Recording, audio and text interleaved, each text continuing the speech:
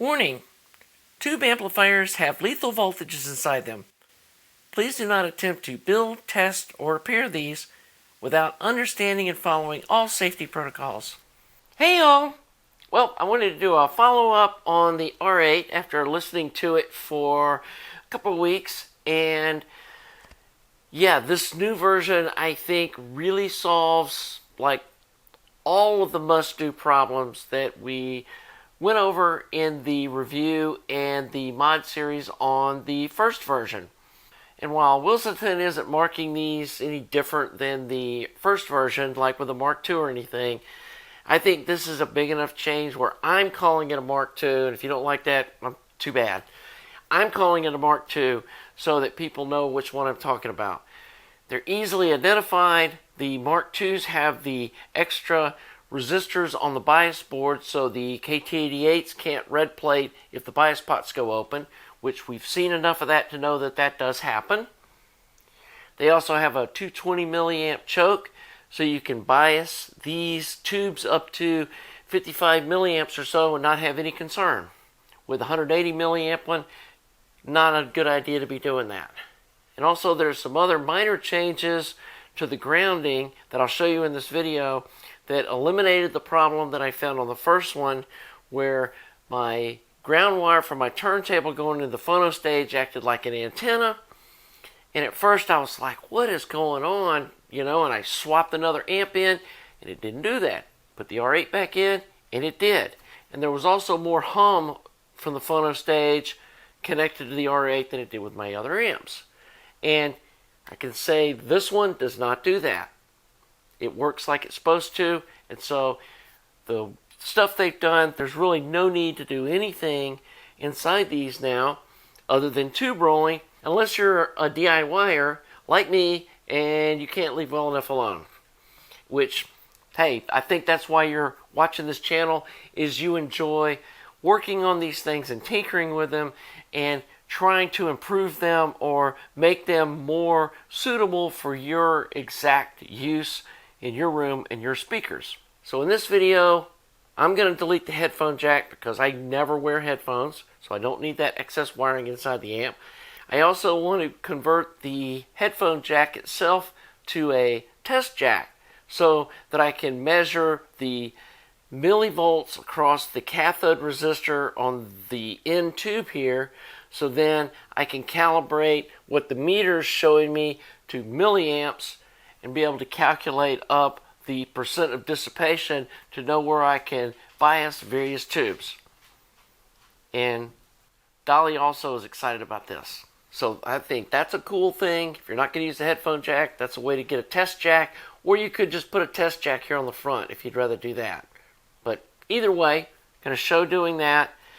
The headphone jack wiring is much improved, and if you are a headphone user, you can ignore all this about changing the grounding to the speaker terminals and that stuff, because it's kind of a necessary evil when you have a headphone jack to have it wired like that, especially if you have a canceling one like they're using, which most users are used to. So I understand why they've done that the way they did. The other thing that we're going to be looking at is I'm still not a big fan of how they're grounding the cathodes of the output tubes. And I'm a big fan of short signal paths, and so I'm going to show you how you can change how the output tube cathodes are grounded, moving it to the star ground point, which theoretically should lower the noise floor. And also, we're going to be doing a virtual center tap on the heaters for the KT88 tubes. And I understand why they didn't do that, because the way they've wired the cathode grounds, you can't use a center tap. You have to have one leg grounded, which most cases would work fine. So none of this stuff is must do. And I think, I don't know whether this is directed towards some of the folks at Wilsenton or just the public in general. When I'm saying, here's some DIY stuff we can do to this amp, at this point, it's not saying there's anything wrong with the way they did it. It's just there's different ways to do it that you can get a little more or at least different performance out of the amp. And it's no different than people that hot ride cars or modify motorcycles or do other things to personalize them, and the enjoyment people get out of doing DIY stuff. That's why this is a hobby. I mean, I think it's part of the reason people buy these versus like a MkII is not only is there the price difference, there's the self-gratification that we as DIYers get from being able to start from something like this, do some modifications to it, and improve it, or at very least personalize it. And the last thing that I'm planning on doing in this video is, I know some of you guys love triode mode, and I just do not like the way almost any pentode sounds triode strapped. And it's just a personal preference. To me, an ultralinear just sounds spunkier. It's got more authoritative bass. It's a little brighter. And yeah, I'm older and my hearing on the top end isn't as sensitive. Younger folks probably would like triode strapped, and ultralinear might sound too bright to them, especially depending on their speakers, how their room's set up, and all that stuff. I get that. But I don't like triode. I hate that I've got to wait 30 seconds for the knob to turn green so then I can push the ultralinear button. I don't like using a remote. I mean, I know it's got one and it works, but then I got to find the remote, and I'd rather just turn the amp on. I know where the volume needs to be set. I don't need to change that from listening session to session. So I like to be able to just turn the amp on, go to my listening chair, and, light up the music. And so we're going to modify this so it's ultralinear all the time. And in the future, I want to reserve that relay board to be able to be used for something else, like possibly having switchable negative feedback amounts that I can hot swap back and forth using the remote. So I think that could be handy to try to figure out which one sounds better and maybe tune the tone of the amp to different music using different amounts of negative feedback, or adding a little capacitance to the negative feedback to shift the tone or to tone down maybe overly bright music, etc. So let me show you what I'm going to be doing to my R8. Okay, so let's dig into this revision of the R8 and see what else they've changed. And I want to go ahead and upgrade this thing for my own personal use. So we're going to be doing a few changes that maybe we didn't do on the last version now that I've got one of these for myself. But first thing I wanted to do was look at the grounding. And as you remember, when the first one was hooked up to my system and I had it hooked up with the phono stage, I was picking up a radio station off of the ground wire going to my turntable to the phono stage, which never had that happen with an amp before. And then after I did the star ground revision to the amp, because I had, some of the signal grounds were over here, some of them were over here, some of them were over here. They were just all over the amp. And I consolidated them into one spot. And noticed when I worked on the MusicShare that they did a star ground off the negative side of the first cap terminal, which is a great place to do it. And if you look at my personal builds, that's where I always create the star ground point. So I decided, well, let's go ahead and get rid of this headphone jack wiring. I know I'm never going to use a headphone with this. And I remembered that it was very problematic. In the earlier version, they had the grounds for the speaker terminals run all the way up to the headphone jack. And then when they came back and they were connected to the chassis ground point, and it wasn't even on the same screw that the signal ground was on. And I think that was the majority of where all that weird grounding noise was coming from. So let's look at what this newest one has. And here's I've unscrewed this board because I'm going to be pulling this out. I want to look and make sure that it does actually have safety resistors. I'm pretty sure it does. At least that's what Willsenton told me in their email, that they had added them based off of my videos and, figuring out that that's an important thing to have to eliminate the tubes from red plating and burning up the cathode resistors like the first version would do. So, got this board loose, and here is the headphone wiring, and what's this? They've got the ground wire connected now to the negative side of the first cap, which is what I suggested they should have done to start with. So let's look at that in detail here. So again, here's the headphone jack wiring. You have the two positives. You have the blue and the brown that are connected to the, which tap did they connect them to? They connected them to the 8 ohms. So, like I said, I'm not going to be using headphones, and so we're just going to clip these off so I can remove this wiring. I'm going to use the headphone jack for another purpose. And then here's the blue one. So we got those two disconnected. And then these two jacks are going straight to the output transformers. Then these two grounds from the speaker leads are running up to the headphone jack. And now, instead of coming back here and getting all mixed up with the IEC connector ground to the house wiring, they've got it connected to the negative side of this first cap, which is a fantastic place to hook it up to. So kudos for them for fixing that. What I'm planning on doing is, since I'm not going to be using the headphone jack, I'm going to go ahead and clip this wire. I mean, you could unsolder it, but it's easier just to clip that guy off.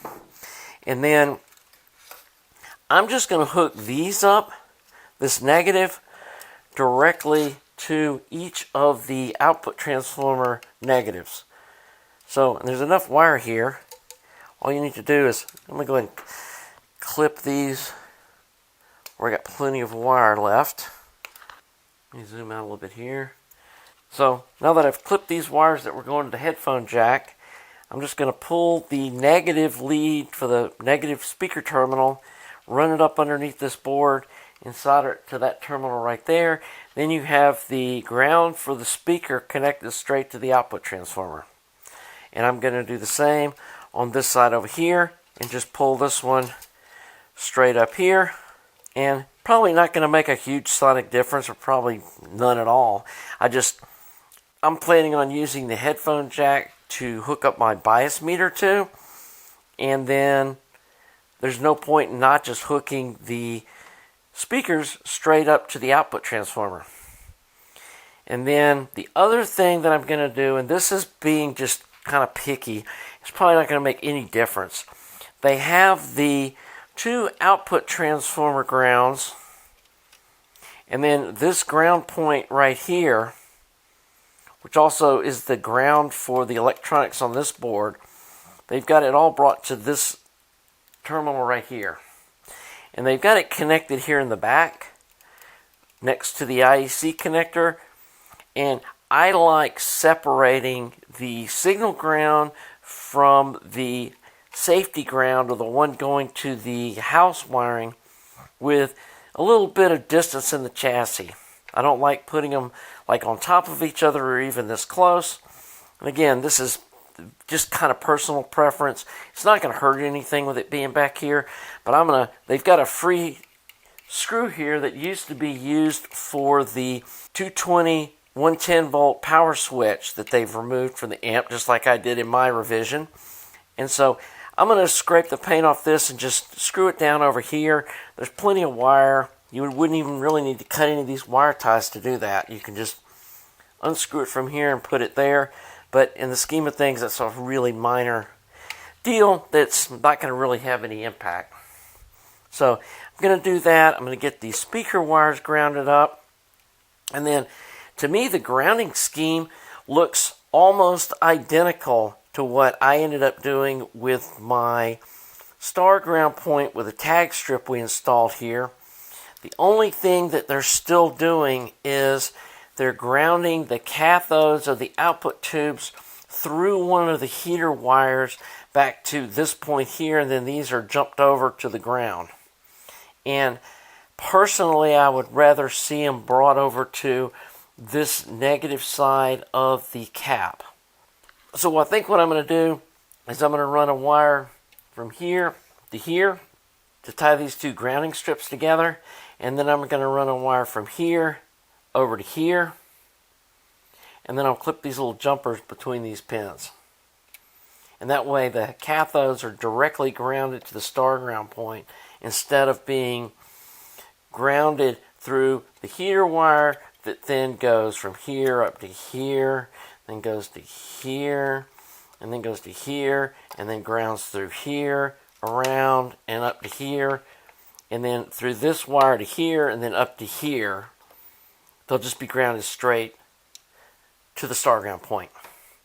And other than that, the grounding looks good to me. They do have the ground for the front end run kind of around here as well, but that's not a critical thing either. And in the future, I may do the same thing here and pull this front end ground to this point, or maybe even pull it all the way over here to the star ground point. But it's basically going to the star ground point around this side of the amp, and I don't see a problem with that. So let's go over the minor mod I did to the grounding. Now, if you're planning on using headphones with this amp, just leave all this alone. They've got the grounding fixed now where they have the headphones grounding here instead of back here with the main electrical to the house ground, and that's where it was picking up all that noise and the radio interference and that kind of stuff. They've got it now grounded to this star ground point, which they're having everything connect to the negative side of this first cap, which is basically what I did when I did the tag strip over here. So you don't need to mess with any of that anymore. And again, if you want to use headphones, just use it as it's wired. It's not going to cause any real problems. But if you're not going to ever use headphones, it does allow you to connect the ground signal paths a little more directly. The next thing I want to do, since we've removed Mr. Headphone Jack, is I want to repurpose it. I'd like to be able to measure the milliamps across the 10 ohm resistor on the cathode on one of the tubes so I can understand in numbers what the meter on the front is actually doing. So that, like when it's on the center of a KT88, how many milliamps is running across the tube? Unfortunately, this little gold ring isn't electrically connected to anything. So we're going to have to fix that to make this able to be used as a test jack. And so what I did, let me zoom in here. I came in here and soldered a little piece of wire from this point right here, which would be this part of the jack, and then came up here and soldered it to this gold ring, and that makes this part and this pin now electrically connected to this little gold pin. So now I can run this over to the cathode of the tube, and I'll be able to measure the milliamps across that resistor without the meter engaged, because the meter could actually skew the reading a little bit. It might draw a little bit of current itself, so we don't want that to be skewing what we're reading. So originally I was thinking about, connecting the center point of this switch to that test point, and then you could check the milliamps on each one of the tubes off the test point. But then again, you got the meter engaged and it might skew the reading, and all I'm really trying to see is how many milliamps the center or each mark on each side of the center is in a digital reading. And so once I've measured this one tube, then I can just look at the meter to set the other ones and get them all the same. The other thing I need to do is, these resistors are fairly precision, but they're not super precision. And so I'm going to replace these with some super precision resistors and hand select them to be as close to 10 ohms as possible, so that when I'm setting the bias equally by the meter, I know that each one of these is the actual reading and not skewed a little bit because the shunt resistor is off a breath. And again, they're not off a lot, and for most people it would be fine, but I'm just being like super anal retentive. So I'm going to try to hunt down 4 precision 10 ohm resistors in my stock and replace those with some that are hand measured to as close to 10 ohms each as possible. Okay, so when I was editing the video, I'd done this ground wiring a little bit differently, trying to do it as simply as possible with as few changes as possible. And again, if you're going to be using the headphone jack, some of this won't be like this, and they've really done a much better job of the grounding using the headphone jack than the previous version had. But if you're going to do like I did and delete the headphone jack, this is really how it should be wired. The star ground point, which is this point right here on the negative cap, and you can see there's just a big glob of solder and a ton of wires coming to it, but that's the way a star ground point works because all the grounds are brought to this one point. And it's got a pretty big chunk of wires from the factory, and we've added a couple of more. But this point should only connect to the chassis in one place. So we've got one wire that goes from here over to this point right here. You can see with this little terminal here. And so we've got a single point of grounding to the chassis. All the other grounds are brought to this point. And they did have a couple of different things coming to this grounding point, and I'd rather bring them all right here. So what we've done is, this is the output transformer ground. It comes straight over here to the speaker jack and then goes from here to the star ground point. This one over here on this output transformer comes over to the speaker terminal, and then we've connected the wire that goes from here to the star ground point at the speaker jack. Now if you really wanted to get silly, you could say, well, this needs to be over here. You could do that, but given that this is really a safety thing, so that if the output transformer shorts out, that it will blow the fuse and not put hundreds of volts through the output jacks, I think grounding it like this is just fine. The return path of the negative feedback also goes through here, but it's not going to make any difference whether it's connected here or here. So we just went with the shortest path possible for both the ground wires, which would be to this point on one channel, to this point on the other channel. So they did have the ground for this whole little mess of stuff here, which is the negative bias supply. It's also the voltage divider that lifts the virtual center tap of the heater for the front end tubes to, I can't remember the voltage. I'll put a little window here showing what that is. But that's what this little network of resistors here is doing. And so that's where it gets its ground reference. And it's also grounding the heaters for the KT88 tubes. And before, it was grounding the cathodes as well through the same circuit. And what they were doing is they had a little jumper wire from here to one of the heater wires, this yellow one. So then the signal ground from the cathode, which is these buses here, would go through this yellow wire up here to this heater, come back down this yellow wire, came to here, and then this black wire jumped across to this ground here. So not only was it referencing one side of the heater to ground, it was also the signal ground for the cathode. So we went ahead and ran this jumper wire across here, and then ran this ground wire from here to the star ground point, cut there, and then also there was one over here. We clipped it, so the signal ground's no longer going through the heaters.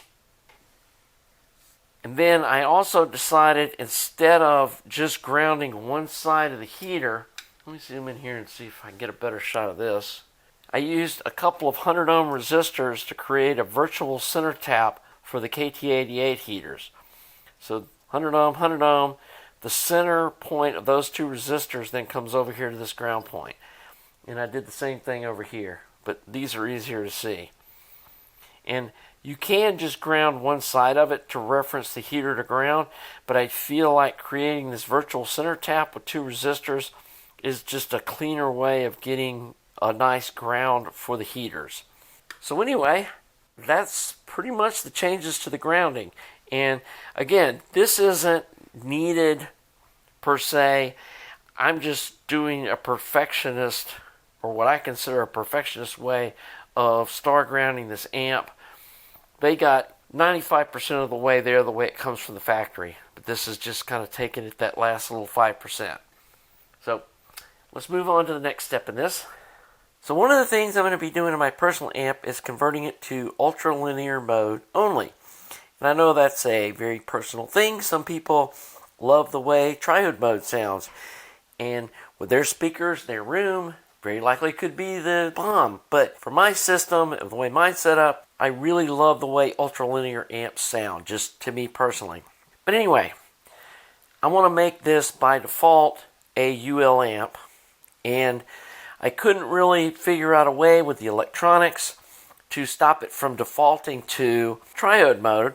And the way this board's made to reverse the default would require a lot of jumper wires and stuff. And I just decided I'm going to make it a UL only amp. And so to do that, it's not really complicated. First thing you need to do is come in here and cut this trace on both sides, or both UL taps. And understand the blue wires go to the plate, the yellow wires go to the ultralinear tap, and this is the positive lead that puts the high voltage DC to the center of the output transformer winding. So what we want to do is we want to change it from tying the plate and the screen together when you power the amp on to just having this connected to the UL tap. So like I said, cut that trace there. Then it might take a little wiggling to get this board out. This wire tie tries to hang up on the edge of this lip right here, but you can flip this over like this. Originally, these two yellow wires were soldered to this point and that point on the back of the relay. So you unsolder them and move them to this little tag point here. So you unsolder from here to there. And that way this is connected directly to the wires going to the output tubes. So do that on both sides. And then like I said, come in here and cut that trace. And then that keeps this from being connected to this relay. And now you have the ultralinear taps of the output transformers hooked up to these yellow wires that go over to the screen. And let me move this around and I'll show you what I did there. So here's the yellow wire that's going to go to the tube screen. And pin 4 is the screen, or G2, on the output tube. So what they've done is pin 6 is unused by this tube. So they bring the ultralinear wire over from the board, connect it to pin 6, and then they have a 1K resistor jumping across to the screen, or G2. So they're just using this as a tag point. So I know it's a little confusing when you first look at it. It's like, why is this going to pin 6? And they're just using that as a tie point for this resistor. Now, I did change this resistor from a 1K to a 1.2K. And I personally prefer lowering the screen voltage just a breath more. And while it's not necessary, and there's nothing wrong with the way they did it with a 1K resistor, personal preference, I like a 1.2K on the screen. And then they did not have a grid stopper. And so what I've done is I've taken a 1K resistor, and these are 1 watt Vichy metal film. You can use 2 watts, doesn't matter. I mean, some people insist on carbon comp. I don't think they're necessary, and I honestly just don't like carbon comp resistors. They're super noisy.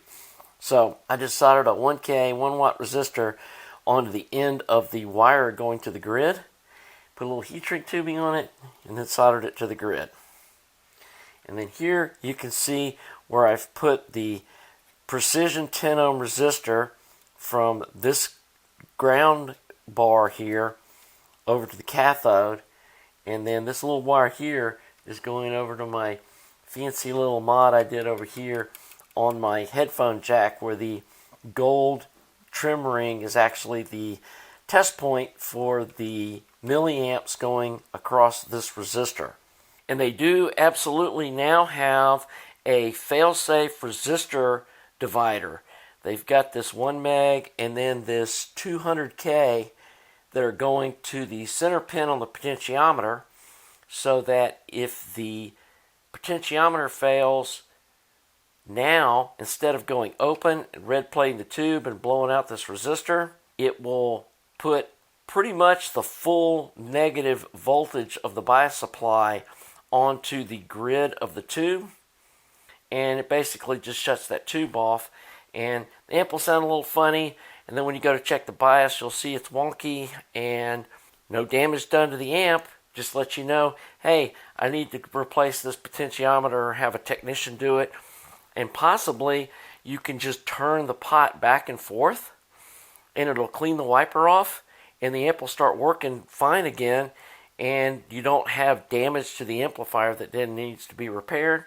And kudos to them for upgrading these amps with that feature. So I think we're going to wrap up this video right here. So as you can see, much less intensive work needs to be done to this next version of the R8 that I believe they're now selling. It was verified by 2 viewers, have emailed me, plus I think I saw it on the Wilsenton Facebook page, somebody saying that they just bought one off Amazon like last week, and the newest ones look like the inside of this one. That they have the new bias boards, they've got a 220 milliamp choke, they've got 500 volt power capacitors, and I'm going to assume they all have this new headphone grounding setup like this one has, that fixes the grounding issues that I saw in the previous version. So again, if you're going to be using the headphones, just leave all that grounding stuff back there around the speaker jacks and the output transformers. Don't mess with any of that, because you're really not going to improve on what they've done. And again, having that extra wiring running up around here to the headphone jack and back, and the way they've had to ground it, but running it back to the star ground point this time, it's kind of a necessary evil to have an automated headphone jack that you can, just plug the headphones in and it turns the speakers off. So no reason to mess with that if you're a headphone user. And honestly, even if you aren't a headphone user, I'm not sure how much improvement that's going to do, because I'm not seeing the grounding noise like I was in the previous one. The other thing, that weird half volume hum that the earlier one had that I worked on, it's gone. The thing's silent now. And so, again, if you're happy with the way it sounds, just enjoy it. But if you're like me and you can't leave well enough alone, this is some fun stuff to tinker with. I will say, after listening to it for a while, again, I just don't like the way those Willsenton KT88 tubes sound. And I know it's hard to describe when you're, verbally explaining, but they just sound crunchy. Even in triode mode, they just don't sound smooth. And putting these KT88-Zs in just totally changes the smoothness of what is delivered out of this amp. These are some 6SN7-T. They were some treasure Shuggy tubes that are no longer available, that may be hard to find now. But I tried some new old stock and some other stuff, and I really like the way these sound. But some new old stock Sylvania sounded nice too. These 6SL7s are new old stock Sylvania. So is the center tube. So, I think a tube upgrade to this amp definitely changes it. And it gets back to what I was saying before. I really feel like to get the full enjoyment out of this amp, you're going to end up spending $400 or $500 over the cost of the amp buying replacement tubes to really get this thing sounding sweet. And I don't think there's anybody out on the internet that would argue with that. So, anyway, hope you enjoyed this segment. Probably going to be doing some future little playing around with different things. I still haven't separated left and right channels on this voltage tube in the front like I did on my previous mod. I want to listen to this like it is for a while, let these coupling caps that we've replaced seat in. I do think that that's something else that DIYers can play with, is trying different coupling caps. Some people, swear by those Russian oil caps. Some people, like me, like these Mundorf caps. Somebody sent me some silver gold ones. So in the future, I can try the difference between the aluminum oil and the silver gold and oil Mundorfs. And so, again, it depends on your speakers, the kind of music you listen to, what your personal taste is. And that's the cool thing about these point-to-point amps, especially being tube amps, is there's components like that you can easily change that are known to change the tonal qualities of the amp, so you can tune it so it sounds better to you. And there's nothing wrong, in my opinion, with doing that. And it's not saying that the amp's defective. It's just not tuned to your liking. And that's what being a DIYer is all about. So anyway, if you enjoyed this video, please subscribe. We're like this far away from 10K subs. I think I need 50 more people, and that'll be awesome. Also want to thank all you Patreon folks that have donated to the website. And also want to thank Wilsenton for listening to my constructive criticism and then sending me one of these new designed amps to review and show you guys that, yes, thumbs up now, go buy an R8. So anyway, till the next video, have a nice day.